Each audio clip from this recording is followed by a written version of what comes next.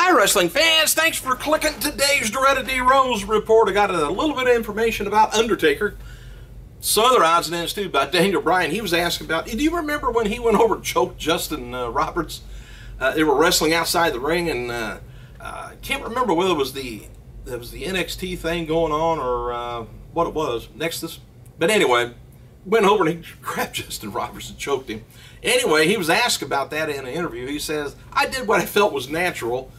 Says, I'm not used to wrestling in a confined environment. WWE has been, very careful about wanting to be PG. Well, he said, I wasn't used to that at the time.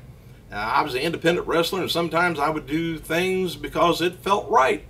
And when it felt right, I wasn't right. I mean, it wasn't right for the company, though. So anyway, he kind of takes that back, I guess. Wasn't planned. And wanting to do more serious work, he was asked about it in WWE. He says, I was able to do a lot of comedy stuff at Pro Wrestling Guerrilla and, shows like that. He said, but it's been fun to do that to a wider audience. But now I'm starting to feel like aching for more serious stuff, just being able to go out there and wrestle. One half of WWE NXT Tag Team Champions, Oliver Gray, told fans last night at the live event that he's going to be able to return to action. Looks like next Thursday. He's been out for a while with an injury. And WWE posted on Tout footage of the Undertaker's entrance at Saturday night's event. And it says in the title of it, is this the Undertaker?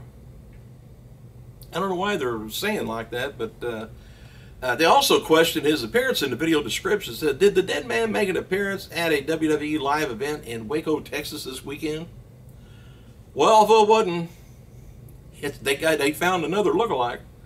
And regarding Undertaker's return on Saturday night, one fan in attendance noted that he looked great despite being out of action for about a year, and numerous reports about his health. Said it looked good, and after the match, the fans were all chanting, "This is awesome," and you still got it to the dead man. And WWE Hall of Famer Ric Flair accompanied his daughter Charlotte and her partner Summer Rae to the wrestling ring down in NXT in Florida and Melbourne. They defeated Paige and Sasha Banks, I guess, when Charlotte used, of course, the figure 4. So there's your mixed tag team, The Miz and Charlotte, if she gets moved up. And tonight's Raw is going to be taking place at American Airlines Center, Dallas, Texas. Confirmed for tonight's show is, I guess it's still on, Vince taking on Paul Heyman in a fight. It just says a fight. Don't say wrestling, because I don't know if either one of them knows how to wrestle. Plus John Cena taking on Punk, and the winner gets the title shot against The Rock at WrestleMania 29. How do you think that's going to end up? Speculation is about Undertaker again. We may see him return to TV tonight after making his in-ring return at a live event over the weekend. But Brock Lesnar is also confirmed for tonight's show as Rey Mysterio. 2 stars that won't be there, though, is going to be Chris Jericho. I think he's out with Fozzy touring, and The Rock. And by the way, I seen Snitch over the weekend. It's an odd show. I don't know if I mentioned that the other night or not. But anyway, it's kind of an odd show because it's him as he owns a construction company. Well, not a construction company, but a trucking company. So he's a father, and he's the divorced father, and he's married again, and trying to get his son out of trouble. And he never even took his shirt off through the whole thing. And I don't even know if there was even any fighting in there. There was a lot of gun shooting, and so a little bit of car chasing and racing and stuff. Hang on a second. Let me get the phone. All right, let's get back to this. Advertised locally is going to be, Paul Heyman, does he stand a chance? This is some of the highlights they got for tonight's show. The focal points. Does Heyman stand a chance with Vince? More fiery fallout from Kane and Bryan. What avenue will Ryback pursue against the Shield? And Brad Maddox, what's he going to do as an assistant to the managing supervisor, Vicky Guerrero? And Cena taking on Punk one more time with the feeling that maybe it's going to be the last time now.